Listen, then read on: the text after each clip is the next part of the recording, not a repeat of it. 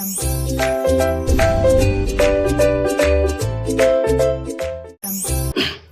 everyone, welcome to my channel Chemistry SR. Those who are new here, myself Subbaraidu, I teach chemistry in simple and engaging way. If you are interested, keep watching. In today's session, we are going to discuss about bleaching powder and plaster of Paris. 10th class chemistry, the chapter acids, bases and salts లో మనం bleaching powder plaster of Paris గురించి ఈ వీడియోలో discuss చేద్దాం. Okay, సరే, bleaching powder పరిస్థితి ఏంటో చూద్దాం. మన 10th క్లాస్ కాన్సెప్ట్ ఎక్స్ప్లెయిన్ చేస్తున్నాం. తర్వాత పాలిసెట్ ఏపీఆర్జేసీకి యూజ్ అయ్యేలాగా ప్రీవియస్ బిట్స్ కూడా ప్రతి చాప్టర్లో కాన్సెప్ట్ అయిపోయాక అవి కూడా డిస్కస్ చేస్తున్నాం. ఓకే, ప్రీవియస్లీ ఆస్క్డ్ క్వశ్చన్స్ అని డిస్కస్ చేస్తున్నాం. గుడ్. సో బ్లీచింగ్ పౌడర్ గురించి మాట్లాడదాం. What is mean by bleaching powder? The chemical name of bleaching powder is calcium oxychloride or calcium chloro hypochlorite అంటాం. అదేలా చూడు, CaOCl2 ఇది ఫార్ములా. ఇక్కడ ఏమంటామంటే కాల్షియం, ఆక్సిజన్ ఉంది, క్లోరిన్ ఉంది కదా, so its name is calcium oxychloride, ఇలా పిలవచ్చు, కాల్షియం ఆక్సీక్లోరైడ్. మరి ఇక్కడ ఎలా పిలుస్తామంటే కాల్షియం క్లోరో ఓసిఎల్ని హైపోక్లోరైట్ అంటారు. కాబట్టి కాల్షియం క్లోరో హైపోక్లోరైట్, ఇలా ఎలా అయినా పిలవచ్చు. So bleaching powder is called as calcium oxychloride or calcium chloro hypochlorite. Okay, ఎట్లా వస్తుంది మనకు bleaching powder? It is prepared by the action of chlorine on dry slaked lime. Dry slaked lime, slaked lime అంటే ఏంటి? Calcium hydroxide, CaOH ట్వైస్ని calcium hydroxide అంటాం. కానీ అది ఎలా ఉండాలి? డ్రైగా ఉండాలి. So we have to take dry slaked lime. ఇందులోకి ఎవరిని పంపించాలి? క్లోరిన్ గ్యాస్ పంపించాలి, Cl2. అప్పుడు ఏమవుతుందంటే Ca కాల్షియము, ఆక్సిజన్ 2 ఉన్నాయి కదా, ఒక ఆక్సిజను 2 క్లోరిన్లు, CaOCl2 ప్లస్ ఇంకెవరు మిగిలారు? 2 హైడ్రోజన్స్, ఇంకో ఆక్సిజన్ ఉంది కదా, సో వాటర్ వచ్చేస్తుంది. So like this we can prepare bleaching powder. Okay, ఇది ప్రిపరేషన్. తర్వాత it's bleaching disinfectant and oxidising action. అంటే బ్లీచింగ్ పౌడరు డిస్ఇన్ఫెక్టెంట్గా వర్క్ చేస్తుంది. అంటే ఫ్లోర్లు, డ్రైనేజ్లో బ్యాక్టీరియా డెవలప్ అవ్వకుండా, మనకి ట్యాంక్ వాటర్లో కూడా బ్యాక్టీరియా డెవలప్ అవ్వకుండా కొంచెం బ్లీచింగ్ పౌడర్ వాటర్లో కలియబెట్టి దాంట్లో వేసుకోవచ్చు. సో బ్యాక్టీరియాని చంపేస్తుంది ఫ్లోర్లు, డ్రైనేజ్లో ఉన్నటువంటి వాటర్. సో డిస్ఇన్ఫెక్టెంట్ అంటారు అట్లా. బ్లీచింగ్ యాక్షన్, టెక్స్టైల్ ఇండస్ట్రీ, క్లాత్కు కలర్ ఏదైనా అయినప్పుడు బ్లీచ్ చేయడానికి యూజ్ చేస్తాం.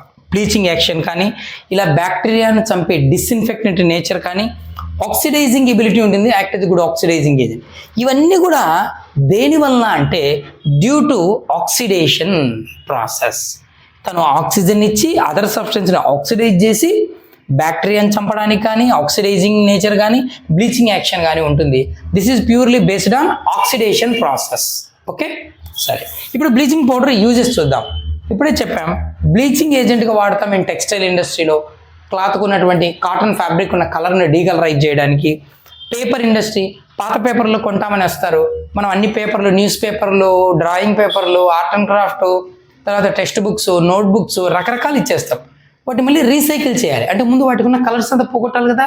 So bleaching powder and water add చేస్తే, వాటర్లో బాగా సోక్ చేసి బ్లీచింగ్ పౌడర్ యాడ్ చేస్తే మాయిశ్చర్ ప్రెజెన్స్లో బ్లీచింగ్ పౌడర్ కలర్ను పోగొడుతుంది. సో పేపర్ ఇండస్ట్రీలో యూజ్ చేస్తారు. యాజ్ ఏ డిస్ఇన్ఫెక్టెంట్ ఫ్లోర్లు, డ్రైనేజ్లో వాడతారు. డ్రైనేజ్ వాళ్ళు, మున్సిపాలిటీ వాళ్ళు మనకు అప్పుడప్పుడు బ్లీచింగ్ పౌడర్ చల్లుతూ వెళ్తుంటారు చూడు, వర్షాకాలంలో ఎక్కువగా, ఎందుకంటే బ్యాక్టీరియా ఎక్కువ డెవలప్ అవ్వకూడదు. యాజ్ అన్ ఆక్సిడైజింగ్ ఏజెంట్, మంచి ఆక్సిడైజింగ్ ఏజెంట్, సబ్స్టెన్సెస్ని ఆక్సిడైజ్ చేస్తుంది.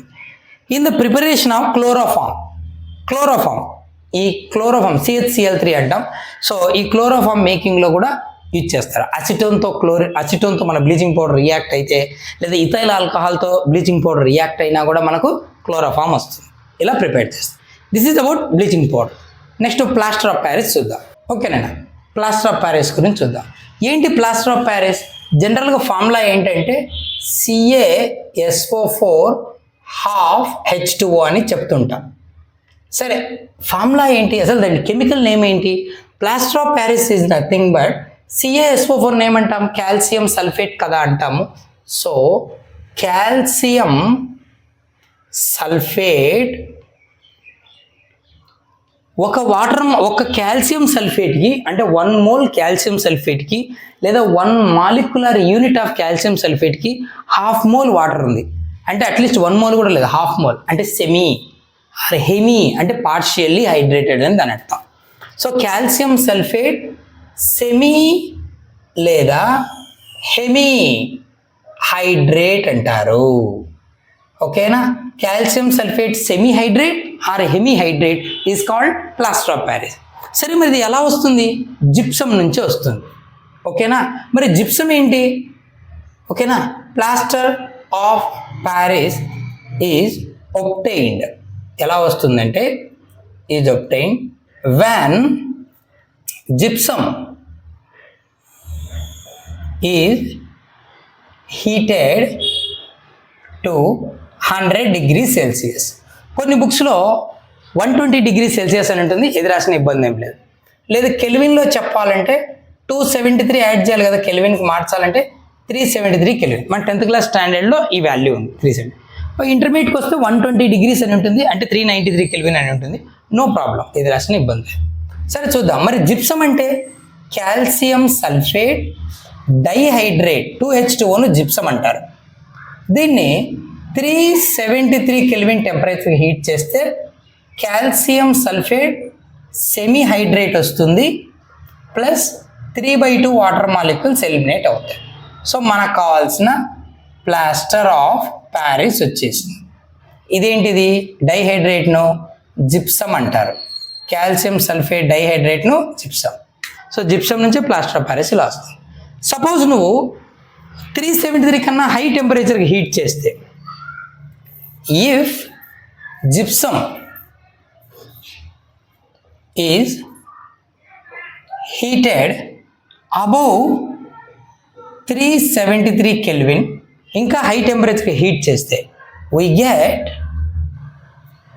anhydrous కాల్షియం సల్ఫేట్, వాటర్ లేని కాల్షియం సల్ఫేట్ వస్తుంది. ఓకేనా, ఏమంటారు తెలుసా? It is called as dead burnt plaster. ఏమంటారు? Dead burnt plaster. డెడ్ అయ్యేదాకా బర్న్ చేసిన ప్లాస్టర్ అని అర్థం. Which cannot be reused. మళ్ళీ దానికి వాటర్ కలిపితే ప్లాస్టర్ ఆఫ్ ప్యారిస్ వస్తుందంటే రాదు. అర్థమైందా? సో ఇది 100 degrees Celsius లేదా 373 కెల్విన్ కంటే హై టెంపరేచర్కు హీట్ చేయకూడదు. ఆ టెంపరేచర్ దగ్గర అయితేనే 3/2 వాటర్ మాలిక్యూల్స్ వెళ్ళిపోయి ప్లాస్టర్ ఆఫ్ ప్యారిస్ వస్తుంది. మరి టూ మచ్ టెంపరేచర్కి హీట్ చేస్తే ఉన్న వాటర్ మొత్తం వెళ్ళిపోయి అన్హైడ్రస్ కాల్షియం సల్ఫేట్ వస్తుంది. దీనిని డెడ్ బర్న్ట్ ప్లాస్టర్ అంటారు, అంటే which cannot B reuse, waste అనమాట. సరే, ఇప్పుడు మన ప్లాస్టర్ ఆఫ్ ప్యారిస్ వచ్చింది కదా, దీనికి మళ్ళీ వాటర్ యాడ్ చేస్తే జిప్సమ్ వస్తుందా సార్ అంటే వస్తుంది. ఏం చేయాలి? దాన్నే మనకు ఆర్థో డాక్టర్స్ యూజ్ చేస్తారు ఈ టెక్నిక్ని. ఎప్పుడైనా బోన్ ఫ్రాక్చర్ అయినప్పుడు ఏం చేస్తారు వాళ్ళు? సిమెంట్ కట్టు అంటుంటామే, అక్కడ వాళ్ళు వాడేది సిమెంట్ కాదు, ఈ ప్లాస్టర్ ఆఫ్ ప్యారిస్ POP. సరే, ఏం చేస్తారంటే, so when water is added to plaster of Paris, it sets to a hard mass in 5 to 15 minutes.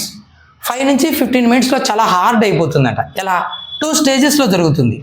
మన దగ్గర ఉన్నది ప్లాస్టర్ ఆఫ్ ప్యారిస్ కదా, CaSO4 1/2H2O. దీనికి 3/2 వాటర్ మాలిక్యూల్ యాడ్ చేద్దాం. It give CaSO4 2H2O. దీన్ని జిప్సమ్ అనకూడదు, ఏమనాలంటే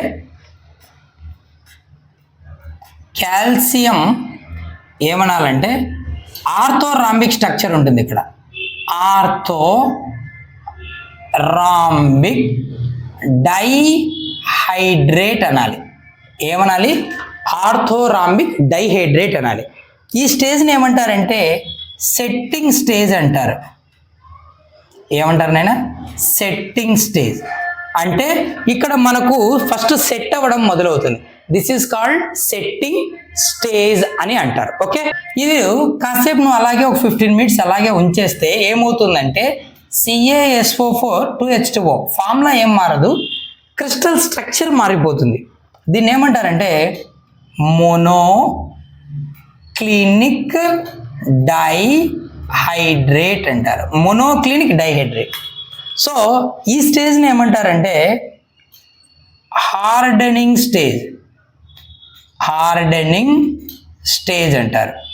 so setting స్టేజ్లో water తీసుకొని బాగా మెత్తగా అయిపోతుంది పౌడరు, మన ప్లాస్టర్ ఆఫ్ ప్యారిస్ పౌడరు. తర్వాత కాసేపటికి 15 మినిట్స్ తర్వాత చూస్తే హార్డనింగ్ స్టేజ్ అంటారు. సో హార్డనింగ్ స్టేజ్, ఈ హార్డనింగ్ స్టేజ్లో రాయిలాగా హార్డ్ అయిపోతుంది. అందుకే బోన్ ఫ్రాక్చర్ అయినప్పుడు ఒక బోన్ అడ్జస్ట్ చేసి నార్మల్ స్టేజ్కి పెట్టేసి క్లాత్ లాగా పెట్టేసి అదే నెట్ లాగా ప్లాస్టర్ ఆఫ్ ప్యారిస్ మొత్తం పూసేస్తారు. ఒక 15 మినిట్స్ కదల్చకుండా ఉంచేస్తే సెట్ అయిపోతుంది. ఇలా అన్నమాట. సరే, ఇప్పుడు మన ప్లాస్టర్ ఆఫ్ ప్యారిస్ యొక్క యూజెస్ ఏమైనా ఉన్నాయేమో చూద్దాం. ప్లాస్టర్ ఆఫ్ ప్యారిస్ని ఎక్కడ యూజ్ చేస్తాం అంటే ఇన్ మేకింగ్ టాయ్స్, బొమ్మలు, చిన్న చిన్న టాయ్స్, పిల్లలు ఆడుకునే బొమ్మలు మేకింగ్ చేయడంలో యూజ్ చేస్తారు. ఓకేనా. Number 2, in the preparation of statues, అది ఇన్ మేకింగ్ స్టాచ్యూస్ అనొచ్చు. ప్రిపరేషన్ అనడం కంటే మేకింగ్ అంటే బాగుంటుంది. ఓకేనా.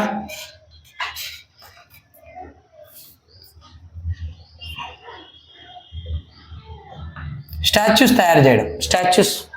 అలాగే and god idols, Ganapati idol Vinayaka చవితికి చేసేది అంతా ప్లాస్టర్ ఆఫ్ ప్యారిస్తోనే కదా. సో గాడ్ ఐడల్స్ మేకింగ్లో వాడతారు. అలాగే ఇన్ మెడికల్, ఓకేనా, అంటే మెడికల్ పరంగా, in medical used in dentistry and for fractured bones. Teeth root canal చేసేసి ఏదైనా టీత్ డ్యామేజ్ అయితే ఏం చేస్తారు, సిమెంట్ పెట్టి క్యాప్ వేస్తామంటారు. ఆ సిమెంట్ ఏంటి, ఇదే సార్, ఏంటి, ప్లాస్టర్ ఆఫ్ ప్యారిస్. తర్వాత నెక్స్ట్ ఫ్రాక్చర్డ్ బోన్, ఇప్పుడు దాకా చెప్పాం. బోన్ ఫ్రాక్చర్ అయినప్పుడు మనకు ఆ కట్టు కట్టడం వైట్గా ఉంటుంది కదా పైన, అది ప్లాస్టర్ ఆఫ్ ప్యారిస్. చివరిగా లాస్ట్ యూజ్ ఏంటంటే for the plastering of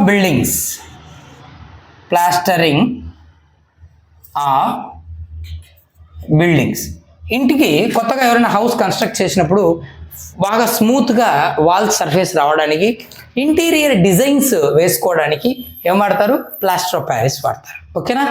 so for the plastering of building అంటారు. ఇవి uses. Hope you understand. If you have a doubt, feel free, do leave a comment. But don't forget to like, share and subscribe. Keep watching. That's it for today's video. See you in next. Thank you.